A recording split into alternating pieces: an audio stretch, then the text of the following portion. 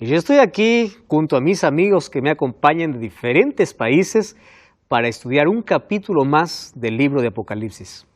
Yo estoy aquí con Biblia en mano y ahora dispuesto y listo para que Dios pueda colocar esta palabra en mi corazón y también en el tuyo. Un grande abrazo para ti, un gran cariño a aquellas personas que se reúnen cada semana para estudiar la Biblia. Hay incluso iglesias que se abren cada semana para poder estudiar Apocalipsis. Recibimos sus mensajes con tanto cariño, aquellas historias lindas también de que estás participando de una iglesia y de este estudio nos llena de tanta alegría y de tanta emoción.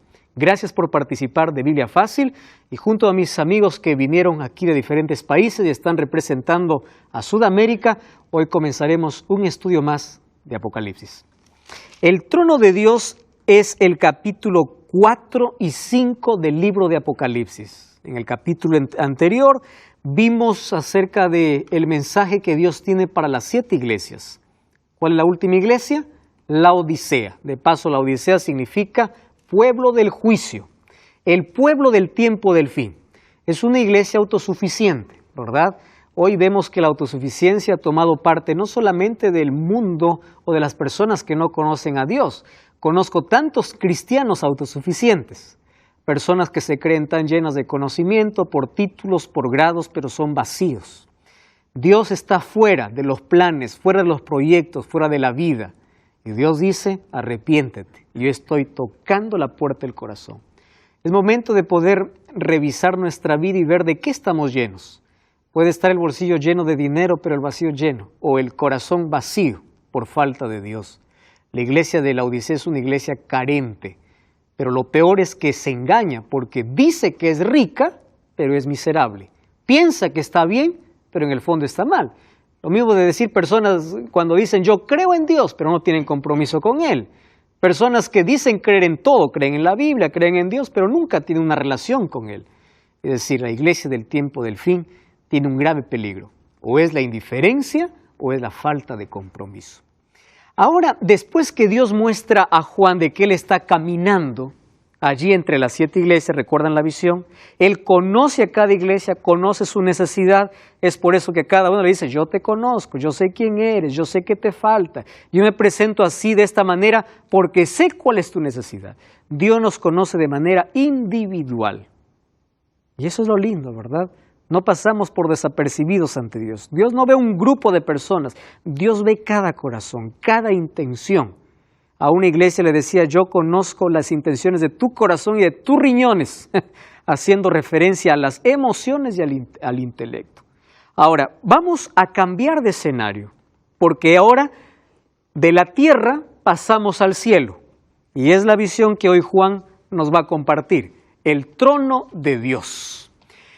El planeta es gobernado por Dios, no está entregado al caos. Hay muchas personas que piensan que Dios se olvidó de este planeta, que nadie está al control de este planeta.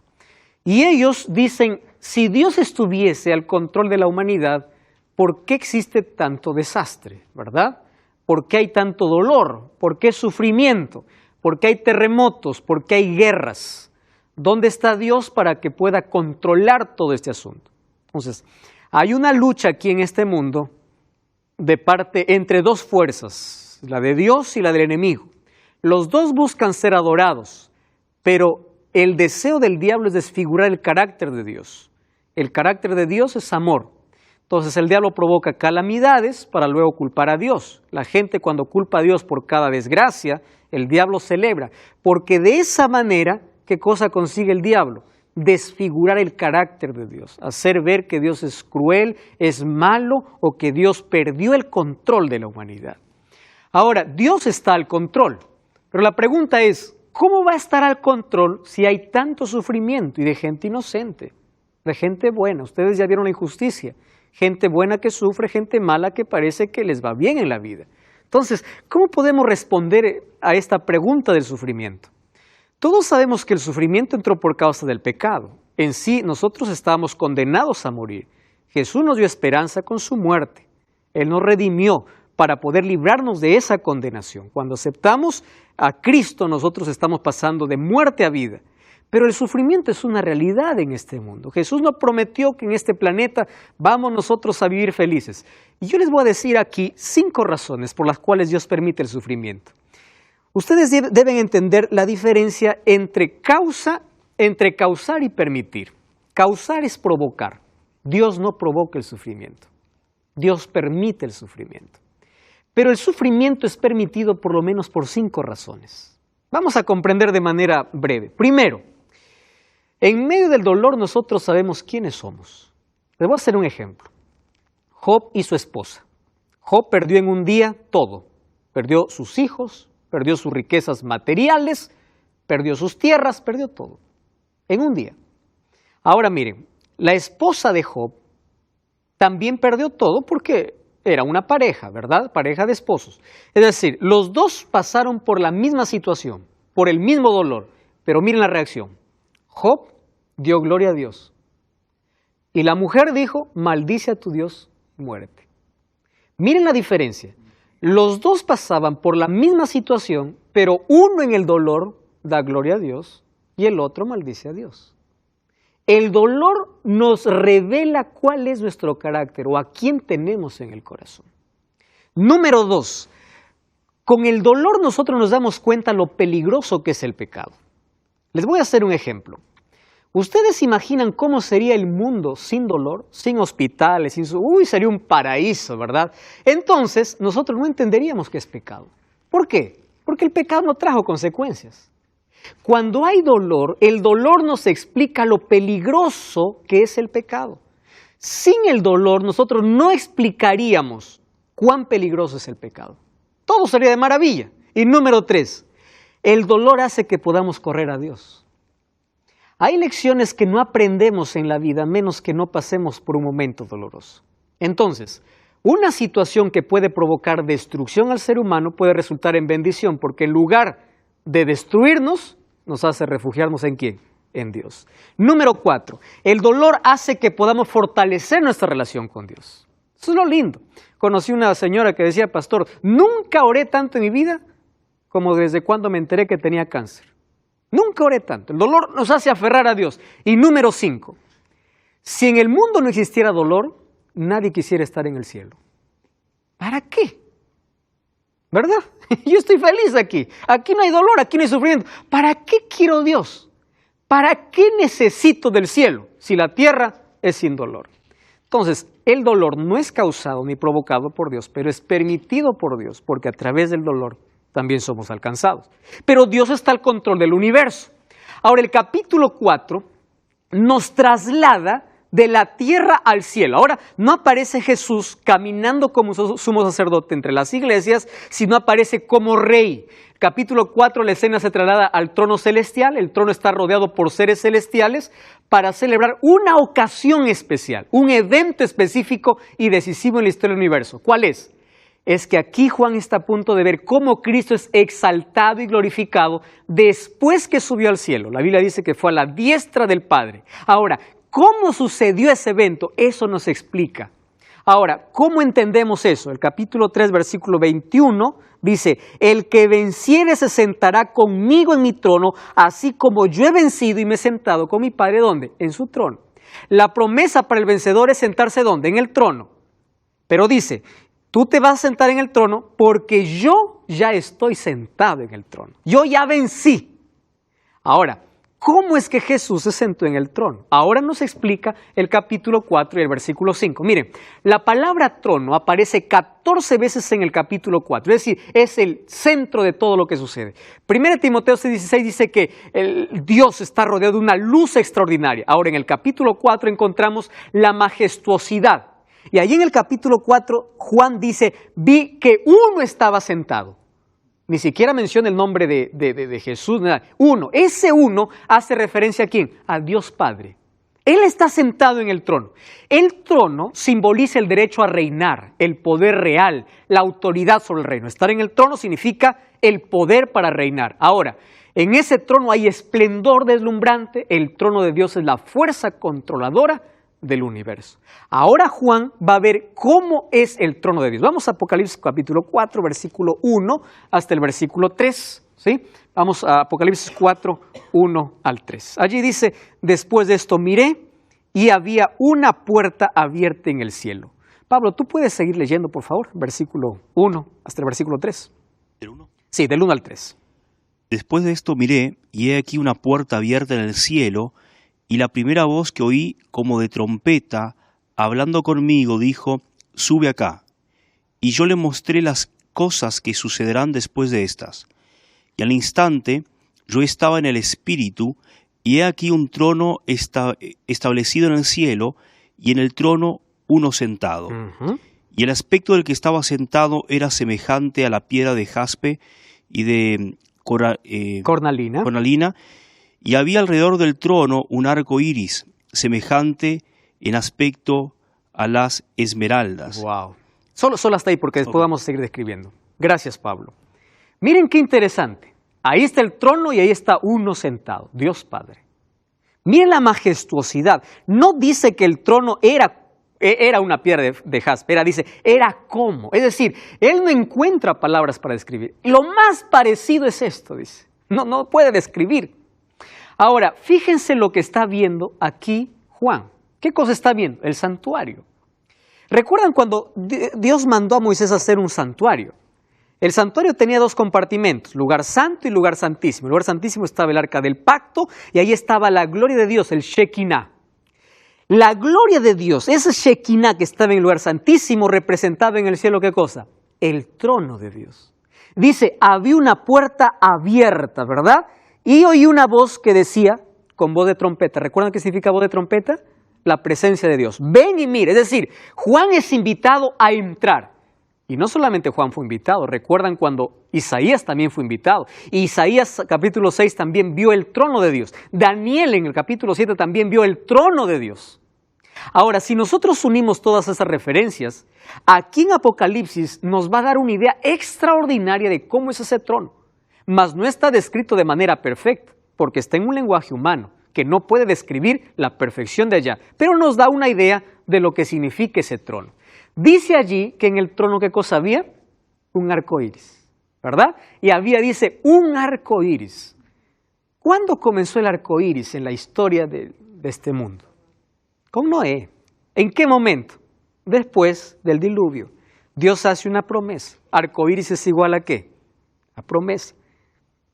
¿Cuál era la promesa que Dios hace? Nunca más será la tierra castigada con agua, ¿verdad?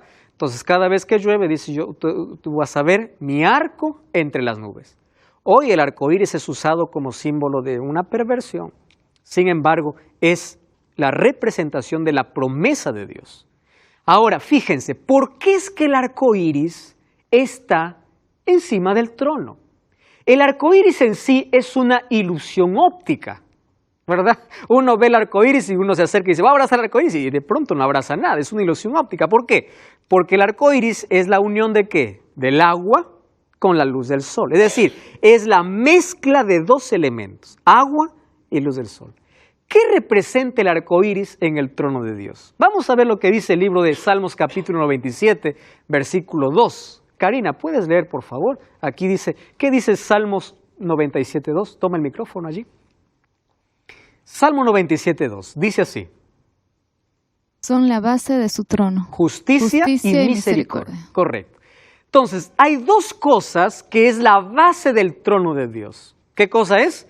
La justicia y la misericordia. ¿Cómo es formado el arco iris? Por la unión de ¿qué? Del agua y del sol. Justicia y misericordia, así como el agua y el sol, se mezclan para armar un arco iris. En el trono de Dios está mezclado ¿qué cosa? La justicia y la misericordia. En el trono aparece el arco iris como símbolo de su promesa y de su justicia y misericordia. Satanás anheló ese trono. Él quiso el trono de Dios. Por eso él se rebeló contra Dios. Sin embargo, allí nosotros encontramos algunos elementos interesantes, ¿verdad? Miren el versículo 4. Vamos a Apocalipsis capítulo 4, el versículo 4. Dice así, alrededor del trono habían 24 tronos. Interesante. Había un trono principal, ¿y qué más había? 24 más. Y en los tronos vi sentado, ¿a cuánto dice? 24 ancianos. La palabra anciano en la Biblia significa un ser digno, autoridad, ¿correcto? No significa alguien que esté en la parte final de la vida. 24 ancianos vestidos de ropas blancas con coronas de oro en su cabeza. ¡Wow! Ahora, si el arcoíris representa la justicia y la misericordia, ¿a quién representan los 24 ancianos? Vamos a ver sus características. Número 1, están vestidos ¿de qué? De ropas blancas. Número 2, tienen corona de oro. Pregunto, ¿a quién prometió Dios vestiduras blancas y coronas de oro? A su iglesia, ¿verdad? Entonces, por las características que aquí presenta, significa que estos son seres humanos que alcanzaron promesa. ¿Pero por qué 24? Vamos a analizar un poco este asunto. 24, ¿cuántas tribus representaban al pueblo de Dios en el Antiguo Testamento? 12 tribus. ¿Con cuántos apóstoles Cristo fundó su iglesia en el Nuevo Testamento? Con 12. 12 más 12, ¿a cuánto da? 24. Quiere decir que los 24 ancianos es una representación del pueblo de Dios en toda la historia, tanto del Antiguo como del Nuevo Testamento. 12, 12 igual a 24. Pero ¿por qué son 24 ancianos? Dice, ellos tenían ropas blancas, coronas de oro, allí en la cabeza. Muy bien, vamos a Mateo capítulo 27, ¿sí? Mateo capítulo 27, versículo 50 al versículo 53. Aquí nos va a aclarar este asunto. Mateo capítulo 27, versículo 50 al versículo 53.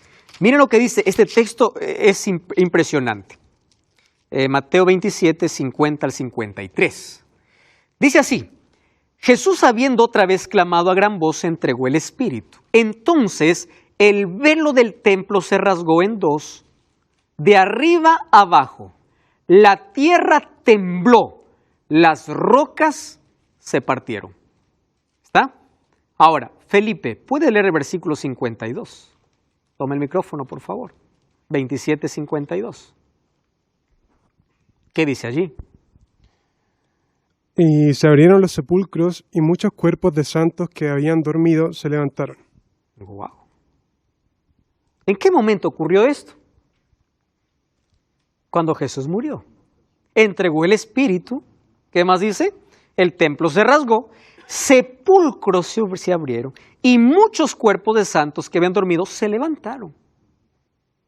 Y después que Él resucitó, salieron de los sepulcros y entraron a la ciudad santa. ¿Cuál es la ciudad santa? Ahora fíjense, cuando hace referencia a 24 ancianos, significa que hubieron personas que resucitaron cuando Cristo murió. Y según Efesios 4:8, ellos fueron llevados como primicias al cielo. Nosotros en la Biblia por lo menos encontramos a tres seres humanos que están en el cielo. ¿Se acuerdan en la transfiguración? Cuando los discípulos vieron a Jesús, ¿con quién estaba? Con Elías. ¿Con quién más? Con Moisés. ¿Y quién más está en el cielo? Enoc. Dios se los llevó. Tres personas, la Biblia dice con claridad que están en el cielo. Seres humanos. Ahora, a esos tres se unieron otros que también resucitaron. Y por las características que ellos tienen, entonces, ellos son la representación de la humanidad fiel que ya está en el cielo. Ahora, es interesante que nosotros podamos ver, esos seres humanos no están en el cielo para interceder. Hay algunos que dicen, vamos a interceder. Pastor, ¿y quién? A ver, ¿Pablo estará en el cielo? No. ¿Por qué no está Pablo en el cielo? ¿Por qué Pablo en 2 Timoteo 4, 7 y 8 dice, yo estoy listo para ser sacrificado, hablando de su muerte? Dice, pero me está reservada la corona de justicia en aquel día. Además, él no participó de la resurrección cuando Cristo murió. Entonces, si hay seres en el cielo, significa que hay representantes del pueblo de Dios, que son seres humanos, y están dando gloria a Dios. Además, el versículo 6, ¿qué cosa dice? Capítulo 4, versículo 6. Apocalipsis, capítulo 4, versículo 6 dice, también delante del trono había un mar de vidrio semejante a, ¿qué dice?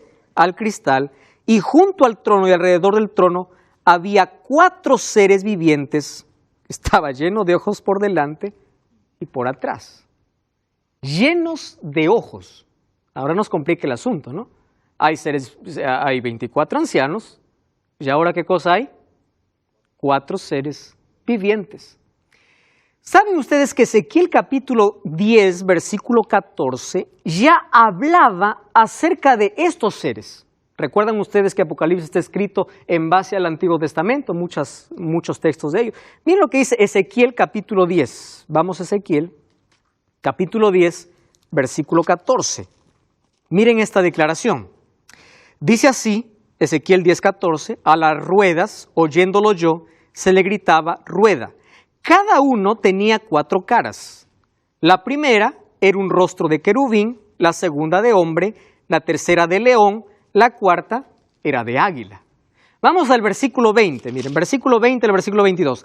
Estos eran los mismos seres vivientes que vi debajo del Dios de Israel junto al río Quebar y me di cuenta que eran, ¿quiénes dice? ¿Qué eran ellos? Querubines. Cada uno tenía 4 caras y ¿qué tenía? 4 alas y figuras de manos humanas debajo de ¿dónde?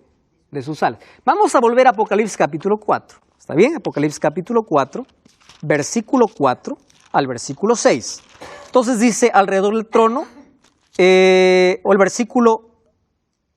versículo 6, dice, también delante del trono había como un mar de vidrio, semejante al cristal, junto al trono y alrededor del trono habían 4 seres vivientes llenos de ojos, por delante y por detrás. Versículo 7, ¿qué cosa dice?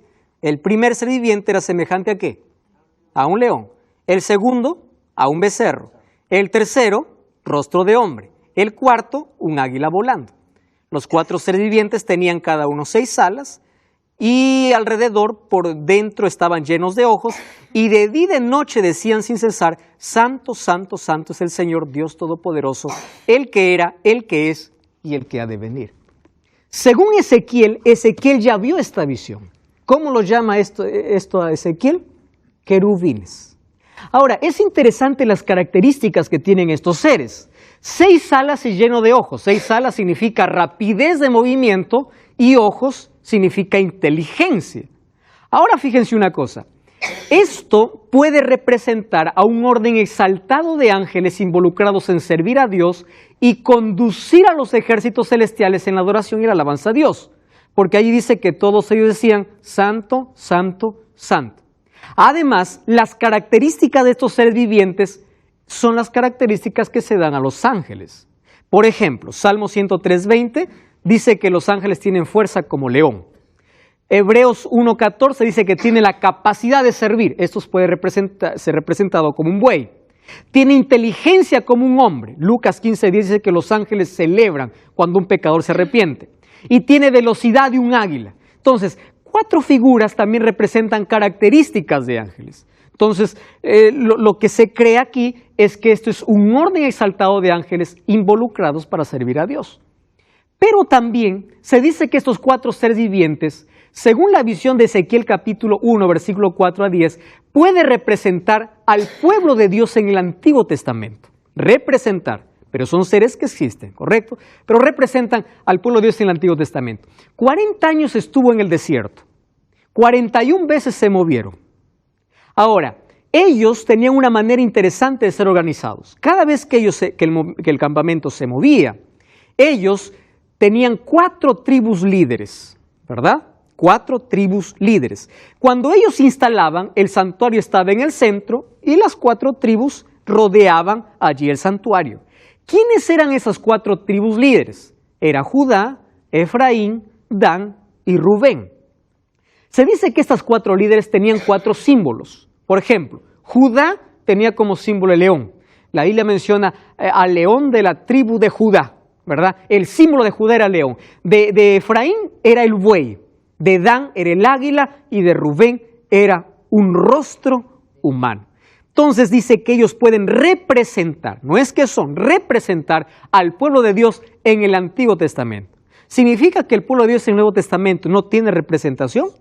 Hay algunas cosas que estuvimos analizando acerca del trono de Dios. Primero, que la justicia y la misericordia son la base de su trono y está representado en un arco iris, como aquel que es fiel siempre a su promesa. También vimos 24 ancianos, que representa a la humanidad, o representa a toda la humanidad, ¿verdad? Desde el comienzo de los tiempos hasta el final, de redimidos. Y también vimos 4 seres vivientes. Allí vemos que ellos dan gloria a Dios, adoran a Dios, están al servicio de Dios, y se dice que ellos pueden ser ángeles que tienen una orden especial para poder llevar a toda la hueste angelical a adorar a Dios. Y también estos 4 seres representan al pueblo de Dios en el Antiguo Testamento, representado por las 4 tribus líderes. Esas 4 tribus eran Judá, Efraín, Dan y Rubén, que eran el símbolo que ellos tenían allí en sus banderas. Ahora, ¿cómo representan esos 4 seres vivientes al Nuevo Testamento? ¿Verdad? A la iglesia primitiva. Entonces, un análisis extraordinario se hizo de que Cristo en el Nuevo Testamento, en los Evangelios, es visto de 4 maneras diferentes su ministerio. Por ejemplo, el libro de Mateo hace énfasis en Jesús como rey. La mayor parte de sus enseñanzas, por ejemplo, Mateo 25:34, dice, entonces el rey dirá, haciendo referencia ¿a quién? A Cristo. También allí en Mateo 27:37, cuando Jesús murió, allí el Evangelio de Mateo dice que le pusieron sobre su cabeza la acusación contra él que decía, este es Jesús, ¿quién? Dice, el rey de los judíos, haciendo énfasis a Cristo como rey. Nosotros vamos al Evangelio de Marcos y vemos que en Marcos Jesús es representado como siervo. Gran parte de los textos de Marcos representa como siervo. Allí vemos, si alguno desea ser el primero, será el último y el servidor de todos. Eso dice Marcos capítulo 9, versículo 35. Marcos 10:44 dice, quien desea ser el primero será siervo de todos. Y también dice, el Hijo del Hombre no vino para ser servido, dice, ¿no? Sino vino para servir. Mientras que Mateo representa a Cristo como el rey, Marcos lo representa como ¿qué? Como un siervo.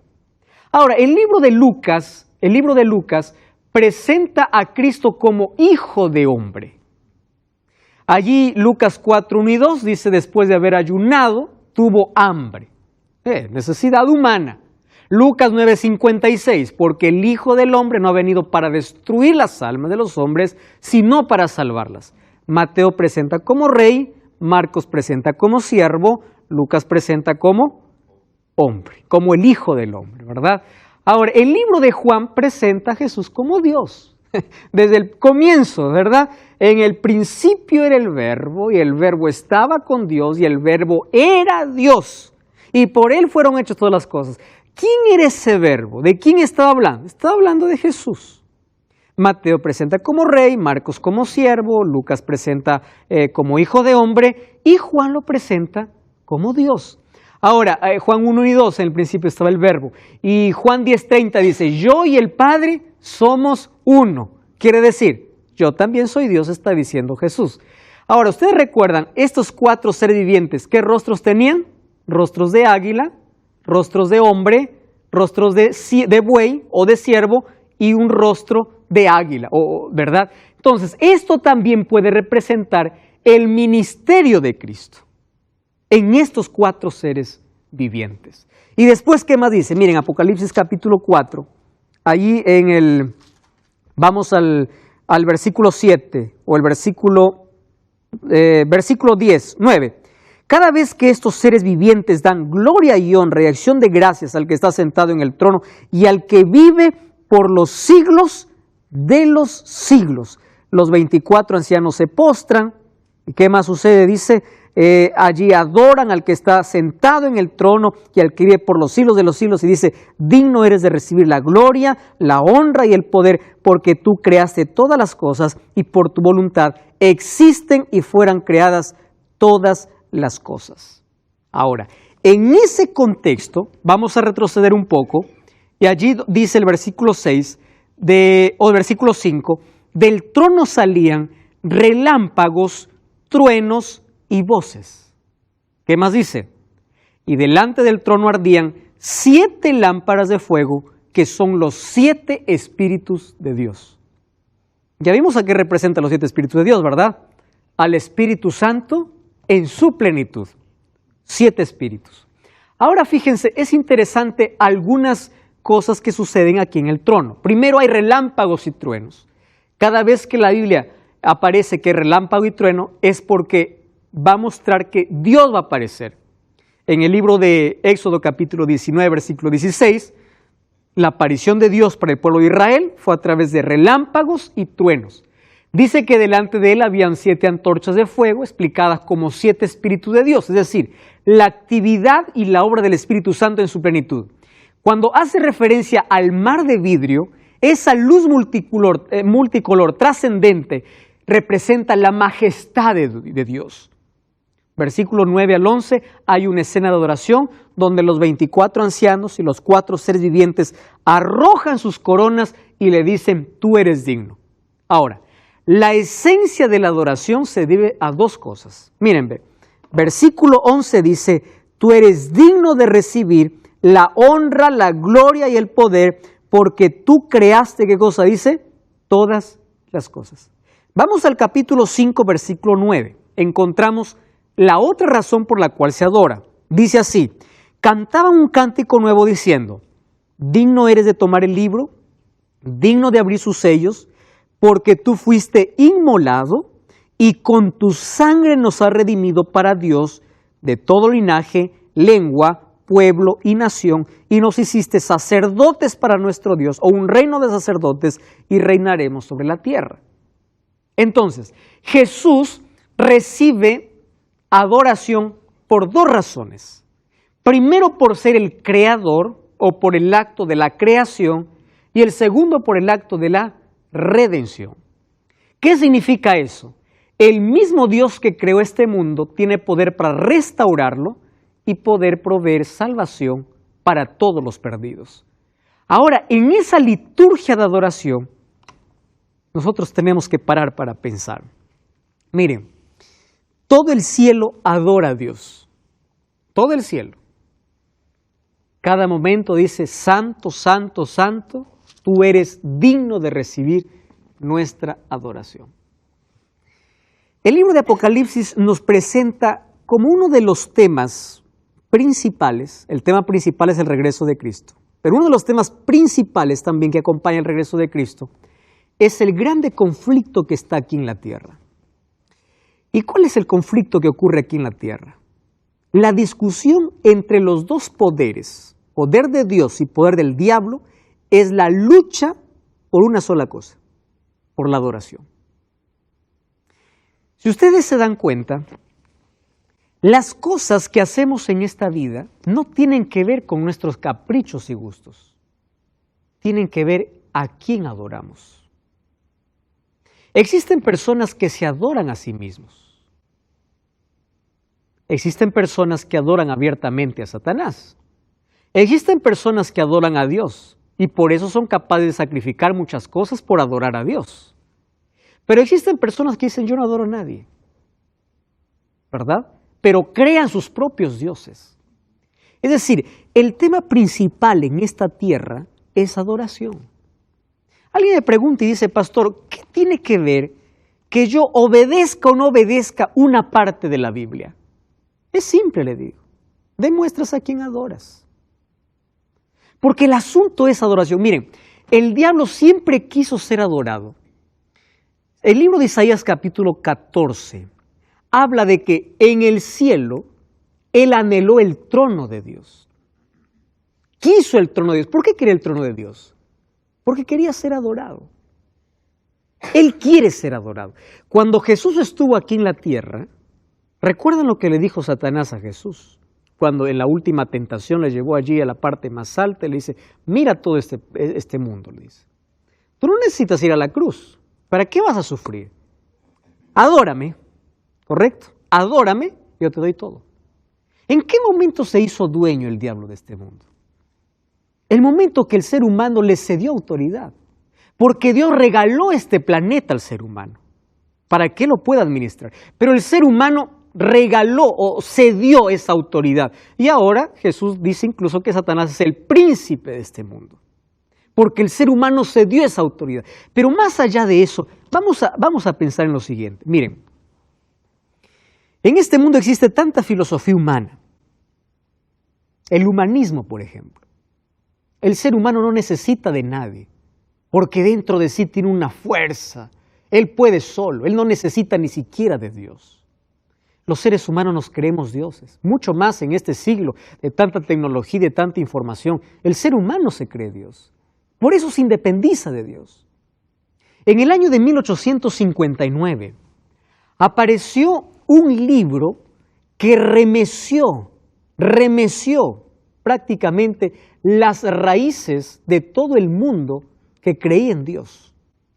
En ese año aparece el libro que lleva por título El origen de las especies, creado por quién o escrito por quién, por Charles Darwin, dando origen a una nueva etapa en la vida en el mundo. Aquellos que ya querían sacar a Dios de la historia, ahora tenían un fundamento para decir, nosotros no necesitamos de Dios porque ni siquiera Dios existe. Es decir, todo este mundo fue creado, o el ser humano vino porque sus antepasados fueron primero renacuajos, luego fueron, orangutanes, y luego se hizo un ser humano. O sea, quitamos a Dios de todo, sacamos a Dios de la historia. Algunas universidades prohíben religión o la Biblia porque quieren sacar a Dios de la educación. Es decir, el ser humano, usado por el diablo, siempre ha querido tratar o ha tratado de sacar a Dios de todo. Lo ha sacado de su vida, lo ha sacado de sus escuelas, lo ha sacado de la historia, creyendo en la evolución. La evolución, ¿qué cosa te lleva a pensar? De que Dios no existe. Y si Dios no existe, tú no tienes ni origen ni propósito en la vida. ¿Desde qué momento el ser humano cayó en un vacío existencial? Desde el momento que creyó que no necesitaba a Dios en su vida. Desde el momento que sacó a Dios de su historia. Desde el momento que creyó en la evolución. Desde el momento que creyó de que este mundo es gobernado por la nada. O que yo puedo ser el autor de todo. Yo no necesito de Dios para vivir. Todo lo que el ser humano haga tiene que ver a quién adora. La adoración es el punto principal aquí en el capítulo 4, el capítulo 5 del libro de Apocalipsis. Alguien escribió lo siguiente: cuando tú pierdes la esencia de tu origen, tu vida cae en un vacío. ¿Saben qué cosa es preocupante? Hace algunos años incluso el Papa salió diciendo de que el libro de Génesis era un libro alegórico. Fue una noticia que movió al mundo. Quiere decir que el pecado es una alegoría. Si el pecado es una alegoría, Jesús es una fantasía. ¿Para qué necesitamos de Jesús si no hay pecado? Si el libro de Génesis es un libro alegórico, es un libro no real, es un libro simbólico, o es un libro que cuenta por ahí alguna historia que no fue real. Entonces, si no existe Génesis, no existe ni creación, no existe ni pecado, tampoco Salvador. ¿Se dan cuenta cómo el diablo ha tratado a través de toda la historia quitar la adoración que solamente es para Dios, cambiarla de dirección? ¿Hacia dónde? Hacia Él. ¿Y saben de dónde viene esta mentira? Desde el jardín del Edén. ¿Cuál fue la mentira que el diablo colocó en el corazón de Eva? Dos cosas. Primero le dijo, no morirás. No vas a morir. Dios te dice que vas a morir. No, mentira. No vas a morir. Por eso el ser humano cree en la inmortalidad, vida después de la muerte, etcétera, etcétera. Número dos, le dice, tus ojos serán abiertos y serás como Dios. Dios no lo sacó a Adán y Eva porque comieron un fruto. Comer el fruto significaba aceptar la propuesta del diablo. Comer el fruto significaba que ellos querían ser como dioses. ¿Por qué cayó Satanás del cielo? Porque quiso ser como Dios. ¿Por qué salió Adán y Eva del jardín del Edén? Porque aceptaron la propuesta del diablo, ser como Dios. La desobediencia va más allá de comer un fruto, va en aceptar propuestas, donde el ser humano saca a Dios de su vida, saca a Dios de la historia y empieza a adorarse a sí mismo o a adorar cualquier otra filosofía, y en ese momento se hace un adorador ¿de quién? De Satanás. Ahora el capítulo 4 me enseña de que hay un Dios que gobierna por encima de todas las fuerzas humanas y conduce la historia hacia un final feliz. Por eso que Hebreos capítulo 4 versículo 16 dice, acerquémonos con confianza al trono de la gracia para recibir misericordia y ayuda oportuna. ¿Por qué? Porque hay un Dios soberano que tiene el control de la historia. Ahora, lo interesante de todo eso es que ese Dios está presente en los momentos más difíciles de nuestra vida. Si hay un Dios que gobierna el universo, hay un Dios preocupado por el ser humano. Hay dos cosas que tenemos que saber de Dios. Dios es trascendente y Dios es inminente. Trascendente significa que Él es el soberano de todo el universo y Él gobierna el universo, pero es un Dios cercano, no es un Dios lejano, es un Dios que se relaciona, es un Dios que está a nuestro lado en todo momento de la vida. Sí, Pablo. Incluso en esa historia, cuando ellos pecan, ¿no?, por creerle al diablo, y va la sentencia justa por su pecado, que era la muerte, Dios también dio una esperanza, aunque ellos no lo entendieran, ¿no? Al darle ropas de pieles de animales, ya hubo un sacrificio de sangre ahí que apuntaba a la cruz. O sea, mismo ahí uno ya ve la esperanza de Dios diciendo, esto se perdió, pero yo lo voy a recuperar. Es que, Pablo, el plan de redención estaba desde antes de la entrada del pecado. Dios ya tenía un plan para ellos. Es por eso que el primer cordero que muere allí en el jardín del Edén, cuando alguien dice que Dios no cumplió su promesa, que no había muerte, muerte sí hubo, pero hubo una muerte sustitutoria. ¿Qué significaba? Adán y Eva merecían morir, pero no murieron Adán y Eva, murió un cordero, y ese cordero representaba a Cristo. O sea, que la gracia ya estuvo ahí. Siempre, el ser humano se salvó por fe y gracia, desde el comienzo, y así será la salvación hasta el final.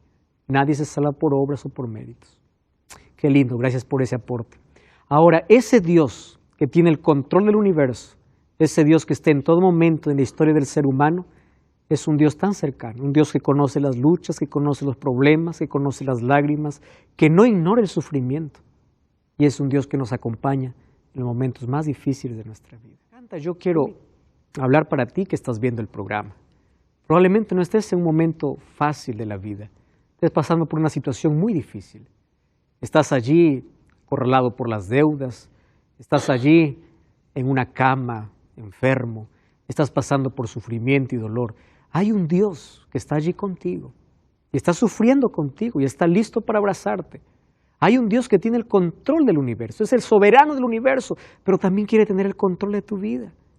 Y es por eso que hoy, una vez más, insiste en tocar la puerta de tu corazón para decirte, déjame también ser soberano en tu corazón, soberano en tu vida. Permite que ese Dios de lo imposible haga hoy milagros en tu corazón. Hay un Dios que